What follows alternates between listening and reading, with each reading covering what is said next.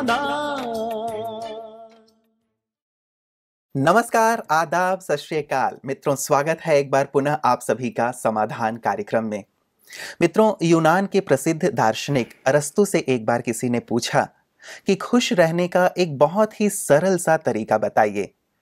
तो अरस्तु ने एक बहुत सुंदर बात कही उन्हें कि यदि तुम हमेशा खुश रहना चाहते हो तो एक बात भूलो और एक बात याद रखो। उन्होंने कहा एक बात जो भूल जानी है वो ये है कि यदि तुमने जीवन में किसी का बड़े से बड़ा भला किया है, उपकार किया है, उसके लिए अच्छे कार्य किए हैं तो उसे भूल जाओ। और यदि किसी ने तुम्हारे लिए छोटा सा भी अच्छा कार्य किया है, उपकार किया है, तुम्हारी मदद की है तो तुम उसे याद रखो। यदि तुम ऐसा करोगे तो तुम हमेशा खुश रहोगे। इस छोटे से वाक्य में बहुत ही गहन गुह्य रहस्य समाये हुए हैं। खुशी पे हमारी चर्चा हो रही है और खुशी गुम होने के बहुत सारे कारणों पर भ्राता जी ने प्रकाश डाला था। इस चर्चा को हम आज भी आगे जारी रखेंगे। तो आइए आज स्वागत करते हैं आदरणीय भ्राता जी का। भ्राता जी, आपका बहुत बहुत स्वागत है। Thank you. भ्राता जी, खुशी की जहाँ तक बात है, हमारी लंबी चर्चा हुई है इसके ऊपर और चूंकि एक बहुत ही महत्वपूर्ण विषय है और आज हर एक व्यक्ति चाहता है कि वह अपने जीवन में खुशी का अनुभव करे, परिवार में खुशी हो या जहाँ भी वो रहता है खुश रहे। अरस्तु जी ने जो ये एक सुंदर वाक्य कहा है, इसके पीछे क्या भाव है? जब हम किसी के प्रति उपकार करते हैं और अगर हम उसे बार बार याद करते हैं या याद दिलाते हैं, देखा मैंने तुम्हारे लिए ये किया था, तो कहीं ना कहीं अहम और मैंपन जागृत होता है और ये अहंकार हमारी खुशी के लिए बहुत बड़ा एक कुठाराघात सिद्ध होता है। और दूसरों ने जब हम पर उपकार किया है तो हमें उनका थैंक्स अदा करना होता है। हम उन्हें अगर बार बार याद करते हैं कि इस व्यक्ति ने मेरे लिए कितना अच्छा काम किया, तो मन में एक विशेष रूप की शांति और खुशी का संचार होने लगता है। इसलिए मनुष्य को अपने जीवन की यात्रा को सुखद बनाने के लिए ये छोटा सा अरस्तु का फॉर्मूला भी जरूर अपनाना चाहिए।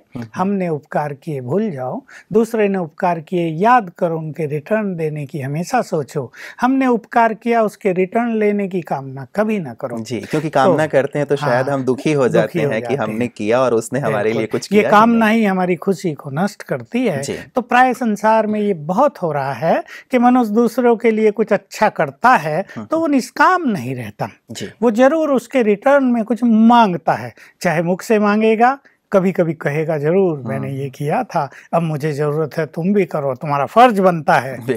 और नहीं तो मन में रखेगा कि इसे करना तो जरूर चाहिए। देखा कैसा व्यक्ति है, कभी मेरे एहसान को याद भी नहीं करता, कभी थैंक्स भी नहीं देता।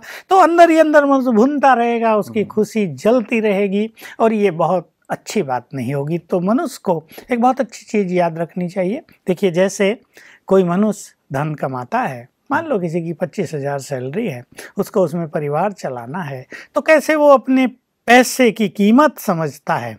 और कहीं अगर उसको 100 रुपये खर्च करने तो वो सोचता है 80 में काम हो जाए तो बहुत अच्छा रहेगा। तो अपने पैसे को महत्व देकर वो इकोनॉमी करता है, उसको बचाने की कोशिश करता है। ऐसा नहीं कि उसको व्यर्थ में गंवा रहा है और 20 दिन आते आते उसके 25,000 खत्म हो गए और फिर वो उधार ले रहा है। बिल्कुल ऐसे ही खुशी हमारी बहुत बड़ी दौलत है। दौलत लोग इकट्ठा करते हैं खुशी के लिए, पर हम ये भूल जाते हैं कि खुशी itself is a big wealth. तो हम इसको बहुत बड़ी वेल्थ समझ के ऐसे ही ध्यान दें जैसे हम अपने धन की सुरक्षा करते हैं, हिफाजत करते हैं, कम खर्च करते हैं। तो कुछ भी बात हो जाए, उसकी कीमत कितनी है और हमारी खुशी की कीमत कितनी है, ये आंकते हुए। कोई बात हो गई, बातें तो आज हैं कल नहीं रहेंगी, आज अच्छी हैं कल बुरी हैं, आज बुरी हैं फिर कल अच्छी हो जाएंगी। बातें तो आती और जाती हैं, ये तो संसार का जो खेल है हमेशा गतिमान है, ये चल रहा है। इसलिए खुशी को दौलत मानकर इसे नष्ट नहीं करना चाहिए। अगर मनुष्य ऐसा थोड़ा सा केयरफुल हो जाए तो छोटी छोटी बातों को वो इग्नोर करेगा, ये तो आती हैं और जाती हैं, खुशी मेरी अपनी चीज है, मुझे इसे खोना नहीं है। बिल्कुल। और शायद अरस्तु जी की बात से ये भी ऐसा लगता रहता है जी, हमारे यहाँ बहुत पहले से ये कहा जाता रहा है, नेकी कर और दरिया में डाल। हमने अच्छाइयाँ की याद करते रहेंगे तो शायद हम दुखी होते रहेंगे, हमें खुशी नहीं मिलेगी, इसीलिए शायद ये कह दिया गया। बिल्कुल, ये बहुत अच्छी बात है। मैं इसको ऐसे सोचा करता हूँ, नेकी कर दरिया में डाल। तो जितनी तुमने नेकी कर दी उतनी तुमने नाव डाल दी पुण्यों की नाव क्या बात, दरिया में, सागर में। और जब कभी तुम्हारी जीवन नैया में तूफान आएगा तो वो नैया तुम्हें पार लगाने में मदद करेगी। इसलिए नेकी कर, पुण्य करो और भूल जाओ, वो नाव बनकर तुम्हें पार लगाएगी। जी जी, हम कई बार सोचते थे कि दरिया में डाल दिया तो शायद अब यूज नहीं होगा, लेकिन आपने बहुत अच्छी बात सुना दी कि हमने दरिया में डाला, मतलब वो नाव बन गए और वो ऐसे समय पे जबकि हमें जरूरत होगी तो वो हमारे काम आएंगे। और रहता जी ये भी कि जब हम दूसरों के द्वारा किए गए उपकारों को याद करते हैं तो शायद हमें भी उपकार करने की प्रेरणा प्राप्त होती रहती है कि हम भी दूसरों के लिए ऐसे ही कार्य करें, और ये भी शायद खुशी देती है। बिल्कुल, ये सूक्ष्म गति तो काम करती ही है कि हम पर अगर बहुतों ने उपकार किया तो हम उसका महत्व अवश्य समझते हैं कि देखिए अमुक समय था, ऐसा आपदा का समय था, हमारी जीवन की नैया एकदम लड़खड़ा रही थी या डूबने ही वाली थी, और इस व्यक्ति ने हमें सहारा दिया, चाहे आर्थिक मदद की, चाहे मॉरल सपोर्ट किया, चाहे और तरह से किसी भी तरह से उसने मदद करके हमारी जीवन नैया को उस तूफान से बाहर निकाला। तो मनुष्य के अंदर जरूर ये एक इच्छा जागृत होती है, हम भी दूसरों की ऐसे ही मदद करेंगे। तो वास्तव में जब मनुष्य दूसरों के लिए उपकार करता है और ऐसे ही मदद करता है निष्काम भाव से, तो उसके अंदर खुशी भी एक सूक्ष्म शक्ति का रूप ले लेती है। देखिए एक खुशी होती है भाई ये, जब मनुष्य कोई बहुत अच्छी चीज देख के बाहर बहुत हंसता बहलता है, उसका वर्णन करता है, तो वो अपनी खुशी को समाप्त कर देता है। लेकिन दूसरी एक चीज है, बहुत अच्छा सीन देखा, मान लो हमारे यहाँ प्रभु मिलन हुआ आत्माओं का, और 4 घंटे प्रभु मिलन का सबने आनंद लिया, फिर बाहर निकले। कुछ लोग तो वाह वाह क्या जन्म जन्म की इच्छाएं पूरी हो गई, भगवान मिल गया, ये वो, और फिर सोएंगे सवेरे उठ के जैसे के तैसे। कुछ लोग होंगे उस सीन के, उन महावाक्यों के जो आनंद मिला उसके चिंतन में रह के अंतर्मुखी होकर उसको अपने अंदर समा लेंगे, तो वो सीन, वो खुशी उनके लिए शक्ति का काम करेगी, और ये शक्ति उनकी खुशी को परमानेंट करने में बहुत बड़ी भूमिका निभाएगी। भ्राता जी, इसीलिए शायद मनोविज्ञान में भी कहा गया है कि सुख प्राप्त करने के या खुशी के 2 तरीके हैं, 2 प्रकार हैं। एक है प्लेजर ओरिएंटेड और दूसरा है हैप्पीनेस ओरिएंटेड। और इसे वो ऐसे एक्सप्लेन करते हैं कि प्लेजर ओरिएंटेड अर्थात जब आप किसी कार्य में लगे हुए हैं, मान लीजिए जब तक पार्टी चल रही है, जब तक पिकनिक चल रही है, जब तक आप टेलीविजन देख रहे हैं, तब तक तो आप खुश हैं, और लेकिन उसके बाद फिर से आपकी स्थिति वैसी हो जाती है। और दूसरी हैप्पीनेस ओरिएंटेड वो है जिसमें आप दूसरों को सहयोग देते हैं, मदद करते हैं, निस्वार्थ भाव से कोई कार्य करते हैं। तो ये जो दूसरी स्थिति है हैप्पीनेस की, वो कहीं ज्यादा समय तक हमारे साथ बिल्कुल है। वो जो प्लेजर है वो तो मोमेंटरी है, भाई लोग उसी के लिए गए हैं, गए थे तो भी और स्थिति में, आए तो फिर उसी स्थिति में, वो मूड वैसे का वैसा ही रहता है। थोड़ा समय 1-2 घंटा उन्होंने उसको एंजॉय किया, लेकिन हमारे कर्म, हमारा व्यवहार, हमारा टोटल जो फील्ड है ऐसा हो जाए जहाँ हमें खुशी मिलती रहे और हम लोगों को खुशी देते रहें, तो ये खुशी बहुत बड़ी चीज होगी। जैसे मैंने कहा, ये खुशी वास्तव में हमारी शक्ति बन जाती है, जो आंतरिक रूप से हमें बहुत सबल बनाने लगती है, इसलिए इसका बड़ा भारी महत्व है। बिल्कुल। तो भ्राता जी, ये जो 2 चीजें जिसकी अभी चर्चा हम लोग कर रहे हैं, लोग ये प्लेजर ओरिएंटेड वाले पे ज्यादा ध्यान दे रहे हैं आजकल कि भाई हमने ये कर लिया, ये कर लिया, टीवी देख ली, पार्टीज कर ली, लेकिन ये जो दूसरा है जो एक लंबे काल तक हमारी खुशी को बनाए रखता है और खुशी को संभवतः बढ़ाता भी बहुत जाता है। एक जगह हम थे तो जहाँ हमारा प्रोग्राम चल रहा था वहीं मुझे रहने को दे दिया। अब सामने ही ऐसा ही एक क्लब था, सारी रात उसमें म्यूजिक बजा, डांसिंग हुए, सवेरे 4 बजे तक। मैं तो इसको एंजॉयमेंट बना लेता हूँ और सो जाता हूँ, लेकिन मैं देख रहा था जब वो लोग बाहर निकल रहे थे, हम जग के बाहर आए, मैंने देखा, मैं अपने पैसेज में खड़ा हुआ तो किसी के चेहरे पे भी रौनक नहीं थी, जैसे एक थकान लिए हुए, जैसे कुछ खो कर गए हों। तो मोमेंटरी प्लेजर तो हुआ, उन्होंने एंजॉय तो किया, लेकिन फाइनली वो चीज आगे एवर लास्टिंग नहीं हुई, वो वहीं नष्ट हो जाती है। और ये जो बात आंतरिक खुशी प्रदान करने वाली है, ये तो बहुत ही अच्छी चीज है। इसलिए मनुष्य को इस पे बहुत ध्यान देना चाहिए। जो प्लेजर के साधन बने हुए, क्लब्स बने हुए, डांसिंग क्लब हैं, कहीं कुछ और हैं, ये तो मनुष्य को पतन की राह दिखा रहे हैं और हम देख रहे हैं पतन होता जा रहा है। जैसा कि हम आजकल बहुत सारे जो हमारे पास फोन कॉल आते हैं, समाचार आते हैं, उनसे ये हमें जानकारी मिलती है कि काम अग्नि में तो ये संसार जैसे भस्म हुआ चाहता है। अब इसके ज्यादा कुछ नहीं चलेगा, लेकिन जो आंतरिक खुशी है वो भी नष्ट हो जा रही है इन सब प्लेजर्स के साधनों के कारण। इसलिए उन पे मनुष्य को बहुत ध्यान देना चाहिए। और ये जो क्षणिक चीजें हैं, जिसको मनुष्य बड़ी भारी चीज समझता है, चलो टेंशन दूर हो जाएगी, चलो सारा दिन कमाए, आप थोड़ा खर्च कर लो, वेस्ट कर लो, इसी के लिए तो कमाते हैं। इसकी कमजोरी को, इसकी निगेटिविटी को, इसके नुकसानों को समझते हुए इन चीजों से बचना ही चाहिए। बिल्कुल। लेकिन भ्राता जी, मुझे लगता है कि लोगों के पास ऑप्शन नहीं है। जैसे अब मान लीजिए अध्यात्म में इतना सुख है, या ये जो एक शाश्वत जो खुशी है उसके बारे में शायद लोगों को उतनी ज़्यादा जानकारी नहीं है। खुशी तो चाहिए ही, इसीलिए उन्हें जहाँ से खुशी मिल पाती है वहीं वो चले जाते हैं। तो कैसे हम उन्हें एक सत्य खुशी की एक पहचान बिल्कुल कराएं? आपने ठीक बात कही कि मनुष्य के पास साधन ही वो हैं, दूसरा कुछ ऑप्शन है ही नहीं उनके लिए। तो उन्हें वही दिखता है, भाई क्लब में जाना है, यहाँ जाना है, इस तरह से एंजॉय करना है, एंटरटेनमेंट करना है। लेकिन जैसा हम चर्चा कर आए हैं कि ये सब जो है पतन के मार्ग हैं, और मनुष्य की जो आंतरिक खुशी है उसको भी नष्ट करने वाली चीजें हैं। क्योंकि कहीं ना कहीं चीजों से मनुष्य का देह भान बढ़ता है, बॉडी कॉन्शियसनेस बढ़ता है, उसके अंदर की वासनाएं जागृत होती हैं, और जो उसको अंदर घुन की तरह खाती रहती हैं, जिसका उन्हें पता नहीं चलता।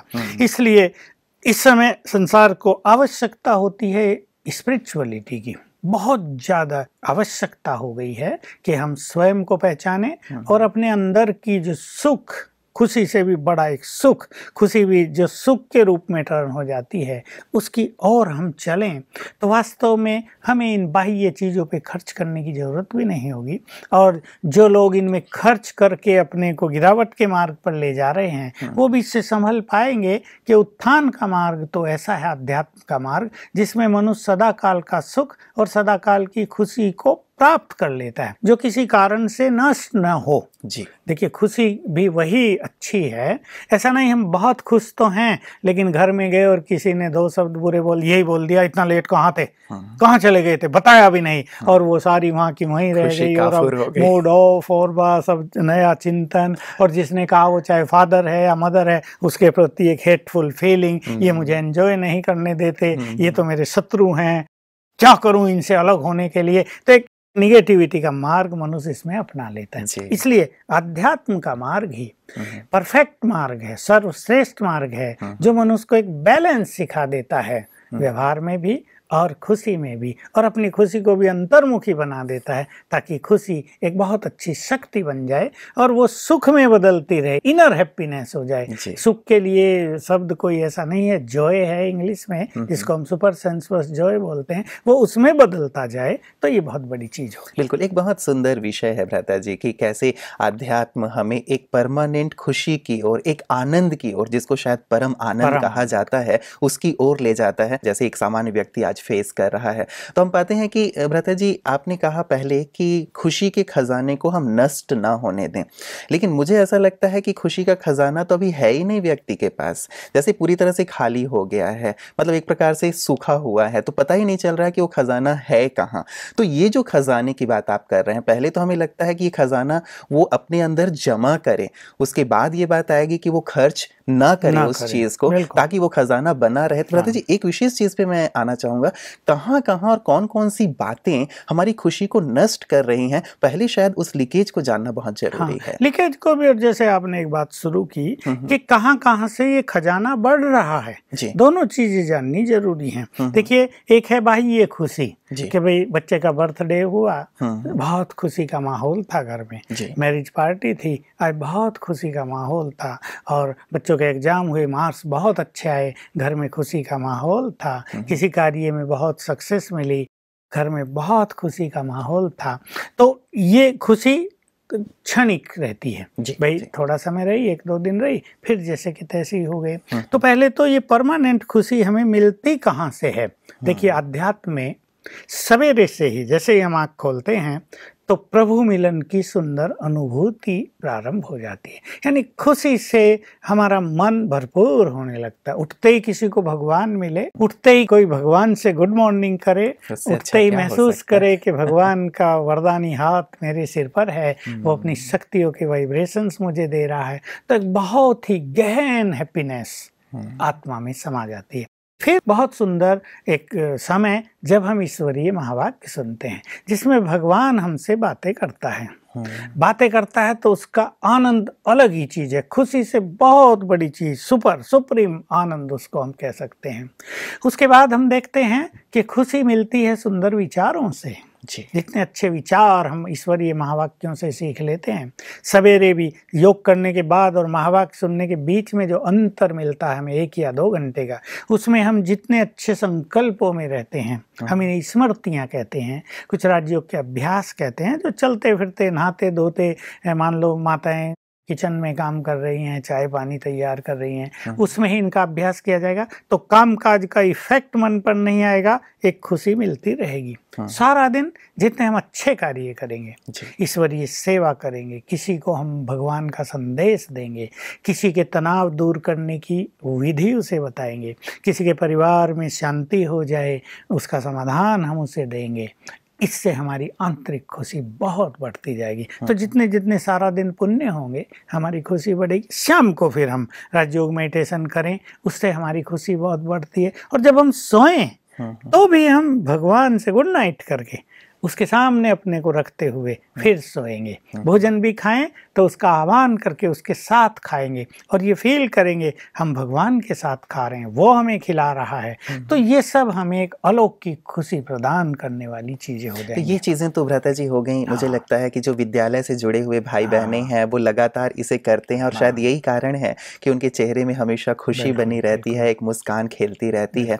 लेकिन जो भाई बहनें विद्यालय से अभी फिलहाल नहीं जुड़े हुए हैं, अपने घरों में रहते हैं, कारोबार में रहते हैं, लगातार बिजी हैं और जो टेंशन भरी जिनकी लाइफ है, भाग दौड़ भरी लाइफ है, वो अपनी खुशी को कैसे कायम बिल्कुल रखें? मुझे एक वृत्तांत याद आ गया। अभी मैं नेपाल गया जी। तो जब वो सिक्योरिटी चेक हो रही थी तो हम तो जो बाबा के बच्चे हैं, ब्राह्मण वत्स हैं, उनके चेहरों पे तो मुस्कान रहती। तो जब मैं गया उसके सामने तो उसने जाते तो ओम शांति की इंस्पेक्टर ने तो मैंने कहा ओम शांति। कहा भाई केवल ओम शांति वाले ही मुस्कुराते हैं, बाकी कोई भी नहीं मुस्कुराता।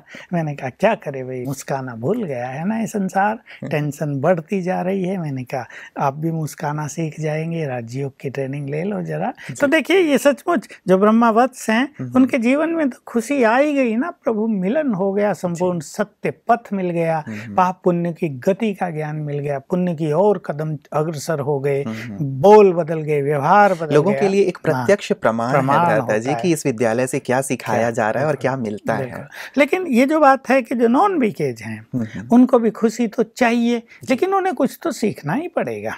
अपने कार्यों को लाइटली कैसे करें, कम से कम व्यवहार में बोल बहुत अच्छे रखें। एक व्यक्ति बैंक एम्प्लॉई है, वो काम कर रहा है, अभी लोग उसके पास आएंगे, वो जितना सुंदर व्यवहार करेगा तो वो उनका काम करने के समान, लो कोई जमा कराने आए, कोई निकालने आए, कोई एफडी कराने, कोई और किसी काम से आए, तो वो उससे खुशी भी लेकर जाएंगे। देखो इस बैंक में गए, ये व्यक्ति कितना अच्छा है, वो जो उसको एक गुड विशेज मिल रही है, दुआएं मिल रही हैं, इससे रिटर्न में इसकी खुशी बढ़ने लगेगी। तो एक तो अपने व्यवहार पर सभी को ध्यान रखना चाहिए। और जैसे सवेरे उठने का हमारे यहाँ नियम है, हर व्यक्ति को थोड़ा सा तो जल्दी उठना ही चाहिए। ये नहीं उन्हें 10 बजे ऑफिस जाना है तो 9 बजे सो के उठ रहे हैं, 8:30 उठ रहे हैं, फिर भाग दौड़ कर रहे हैं। ये एक बहुत बड़ी वीकनेस हो गई मनुष्य की कि वो लेट सोता है, तो जितने लेट सोएगा वो चिंताओं का पहाड़ सिर पे लिए हुए सोएगा, फिर जितना लेट उठेगा तो फिर जल्दी, तो फिर वो टेंशन में ही अपनी दिनचर्या को शुरू करता है। और उठते ही फिर टेलीविजन या न्यूज़पेपर ये भी शायद कुछ नेगेटिव को अंदर चला जाता है। इसलिए क्या करना चाहिए कॉमन मैन को कि सोने का टाइम भी अपना थोड़ा निश्चित रखना चाहिए। 10:30 तक सो जाएं। थोड़ा लास्ट का जो आधा घंटा है वो फिर से सेल्फ ऑब्जर्वेशन में, कोई भी जैसा भी अभ्यास कोई व्यक्ति करता है उसमें व्यतीत करना चाहिए, ताकि सारे दिन का जो नेगेटिव इफेक्ट ब्रेन पर था वो वाश ऑफ हो जाए और एक फ्रेश थॉट्स के साथ हम जिए, या कुछ अच्छे साहित्य का अध्ययन करते हुए हम शयन निद्रा में जाएं। और सवेरे थोड़ा जल्दी उठना चाहिए भाई, 9 बजे 9:30 हमें जाना है, बहुत लंबा समय हमारे पास है, तो कुछ अच्छा चिंतन करें, थोड़ा प्रकृति के सौंदर्य का अवलोकन करें, थोड़ा वॉकिंग कर और ये लें। शिकायत भी दूर हो जाएगी कि हमारे पास वक्त नहीं है, एक अच्छा वक्त मिल सवेरे ही जाएगा। बहुत सारे काम उसके पूरे हो जाएंगे। तो एक फ्रेश मूड से, इससे क्या होता है, ब्रेन पुनः एनर्जी गेन कर लेता है, ब्रेन फिर से फ्रेश हो जाएगा, एनर्जेटिक हो जाएगा। और हम जो सारा दिन कार्य क्षेत्र पर जा रहे हैं, जिसको लोग युद्ध क्षेत्र भी कहते हैं, तो हम बाकायदे तैयार हो गए। जैसे सैनिक अपने सब साधनों के साथ जाएगा ना, तो हम बाकायदे तैयार हो गए अपने कर्म क्षेत्र पर जाने के लिए। तो इससे कर्म क्षेत्र में बड़ी इजीनेस होगी, सफलता मिलेगी। और जो व्यक्ति लेट उठा, मान लो व्यक्ति 9 बजे उठा, ओह 9 बज गए, 10 बजे जाना, फटाफट तैयार होगा, 10 बात उसको सुनाएगा, जल्दी चाय लाओ, नाश्ता तैयार करो। तो सवेरे उठने से जो टेंशन से शुरू कर दी दिनचर्या, उससे ब्रेन की एनर्जी एग्जॉस्ट होने लगेगी, नष्ट होने लगेगी, और उसका इफेक्ट पूरे दिन की दिनचर्या पर पड़ेगा। देख सकते हैं जो लोग बहुत इरिटेट रहते हैं सारे दिन में, ऑफिसों में काम करते हुए थके हुए, कहीं गुस्सा कर रहे हैं, कहीं बुरा बोल रहे हैं, कहीं लड़ाई कर रहे हैं, अगर वो थोड़ा सवेरे उठ के आधा घंटा अपने को देने लगें और अपने को कुछ पीसफुल कर लें, एनर्जेटिक कर लें, तो सारा दिन उनका व्यवहार सौम्यता से भरपूर होगा। वो बहुत अच्छी जिंदगी गुजारेंगे और उनके कांटेक्ट में जो आएगा उसको खुशी मिलेगी। तो एक कॉमन मैन को इस तरह अपनी खुशी को कलेक्ट कर लेना चाहिए। ऐसे ही ऑफिसों में भी बहुत मृदु व्यवहार रखें, ऐसे नहीं अपने व्यवहार से अपने को थका दें। मनुष्य दूसरे को थकाता ही है, लेकिन अपने निगेटिव चिंतन से, निगेटिव व्यवहार से या क्रोध से वो अपने को बहुत थकाता है। और शाम को जब वो घर लौटता है तो मानसिक रूप से वो बहुत थका हुआ होता है। तो थोड़ा सहज भाव से दिनचर्या को बनाएं। घर लौटें तो अपने परिवार में आ रहे हैं, अब वो ऑफिस को वहीं लॉकअप कराएं, जो वहाँ के विचार थे, जो काम था, उसको वहीं छोड़ाएं और अपने परिवार में आ रहे हैं, बच्चों के साथ आ रहे हैं, माँ बाप के पास आ रहे हैं, अपनी पत्नी के पास जा रहे हैं। तो एक बहुत सुंदर थॉट्स के साथ वहाँ प्रवेश करें तो खुशी बढ़ी रहेगी। फिर परिवार से मिलें और वो भूल जाएं सारे दिन की बात। अभी एक नया फील्ड है, इसमें बच्चों को कुछ देना है, कुछ सिखाना है, वो हमारे प्यार की इंतजार करते हैं, वो हमसे पुचकार चाहते हैं, वो हमसे पालना चाहते हैं। इस तरह खुशी बढ़ती रहेगी। तो कॉमन मैन को ये छोटे से सिद्धांत भी जीवन में अवश्य अपनाने चाहिए। बिल्कुल। वैसे ऐसा लगता है भ्राता जी, हम कामना तो रखते हैं कि मान लीजिए मैं ऑफिस से अब घर जा रहा हूँ तो बीवी बिल्कुल ही मुस्कुराते हुए दरवाजा खोले, प्यार से मुझे चाय पिलाए और आदि आदि इत्यादि, लेकिन मुझे भी कुछ प्यार से देना है, ये शायद वो भूल जाता है। और यहाँ ये जो खुशी वाली चीज है वो बैलेंस बिगड़ जाता है। वही कि हर एक व्यक्ति मांग रहा है जी कि घर जाऊं तो बच्चे ऐसे करें, माँ बाप ऐसे करें, पत्नी मुस्कुरा के मिले, चाय तैयार रखी हो मेरे पास। पर मैं हमेशा एक बात सोचता हूँ इस कामना के बारे में कि हम उनसे कामना कर रहे हैं जिनके मटकों में पानी है ही नहीं। उनसे प्यास बुझाने के लिए पानी मांग रहे हैं, पर उनके तो मटके पहले ही खाली हैं। वो क्या देंगे हमें? तो एक व्यक्ति अगर ये सोच ले, मुझे देना है, घर जा रहा हूँ, मैं बड़ा हूँ ना, अब मुझे प्यार बांटना है, रिलैक्स करना। अगर घर में किसी को टेंशन भी होगी, मेरे जाते ही उसकी टेंशन समाप्त हो जाएगी। तो ये अच्छी फीलिंग के साथ घर में प्रवेश करना चाहिए, तो घर में खुशी का माहौल बना रहेगा। जैसे आपने कहा था कि खुशी का खजाना हम नष्ट ना करें, तो मुझे वही लग रहा था कि शायद अभी तो जैसे आपने कहा कि सूखे हुए हैं मटके, तो ये खुशी पहले भरे कैसे, ताकि हम बांटते रहें। ये सचमुच बहुत इंपॉर्टेंट बात है। ये चीजें अपने जीवन में अपनाएंगे तो जो एक लाइफ स्टाइल बिल्कुल मॉडर्न कर दिया है लोगों ने, अपनी तरफ बिल्कुल ध्यान नहीं है। अब घर में भी आएंगे तो चलो टीवी देख लो, चलो ये कर लो, इस सब को छोड़कर अब स्पिरिचुअलिटी की ओर मनुष्य को बढ़ना ही चाहिए। ज्यादा नहीं तो आधा घंटा सवेरे, आधा घंटा शाम को अपने लिए देना ही चाहिए। अगर ऐसा नहीं करते तो खुशी का जो खजाना, इसमें एक लीकेज बन जाता है। जो आपने प्रश्न किया, देखिए अगर क्रोध आ जाता है तो क्रोध एक लीकेज है। अगर अभिमान आता है, मैंपन आता है, बोझ लगता है मन पर, चिंताएं होती हैं, तो ये खुशी के लिए लीकेज है। सवेरे नहीं उठते, वही बात जो चल रही थी, टेंशन होती है, तो ये खुशी के लिए लीकेज है। और इससे भी बड़ा लीकेज है जिस व्यक्ति को बहुत उल्टा सिल्टा सोचने की आदत पड़ गई है, खुशी नष्ट होती रहती है। बिल्कुल। तो इन बातों को जानना बहुत आवश्यक हो जाता है भ्राता जी। अदरवाइज लोगों ने ये मान लिया है, शायद ज्यादातर लोगों ने, कि ये सब जीवन के एक अंग है, अहम एक अंग है, या मैंपन या मेरापन ये तो अंग ही है, कामना वो एक अंग है। बिना इनके तो जीवन चल ही नहीं सकता, और शायद दोष उनका भी नहीं है। बचपन से लेकर के अभी जो हमारी एक सिस्टम चली आ रही है, जो चीज़ें हमें परोसी जा रही हैं, परिवार के द्वारा हो या मीडिया के द्वारा हो, तो इन सब चीज़ों की कोई चर्चा ही नहीं है, अवेयरनेस ही नहीं है कि ये सब चीज़ें शायद हमारी खुशी को, हमारी आंतरिक शांति को नष्ट कर रही हैं। इन पे एक प्रकाश की सचमुच बहुत ज़्यादा आवश्यकता है। लता जी, इस चर्चा को हम आगे भी आपके साथ जारी रखेंगे। आज की तमाम चर्चाओं के लिए आपका बहुत बहुत शुक्रिया। दोस्तों, खुशी एक ऐसी संजीवनी है जो वास्तव में एक मृतप्राय व्यक्ति को भी सजीव कर देती है। हम में से हर एक ऐसा चेहरा देखना चाहते हैं जो खुशनुमा हो, मुस्कुरा रहा हो। यदि कोई गम से भरा हुआ हो तो हम सोचते हैं कि इसका गम कैसे दूर हो जाए। तो वास्तव में संसार में यदि हर एक व्यक्ति मुस्कुराना चाहता है तो ये जो लीकेज हैं, अहम है, क्रोध है या अन्य कारण जो हमारी खुशी को छीन रहे हैं, उन पे अवश्य ही हमें विचार करना चाहिए, ताकि हमारी खुशी सदा के लिए बनी रहे और हमारी खुशी प्लेजर ओरिएंटेड ना हो करके हैप्पीनेस ओरिएंटेड हो। इस पर भी आप अवश्य विचार कीजिएगा। अपनी सुंदर चर्चा को हम आगे भी जारी रखेंगे। आज के लिए दीजिए मुझे इजाजत। नमस्कार।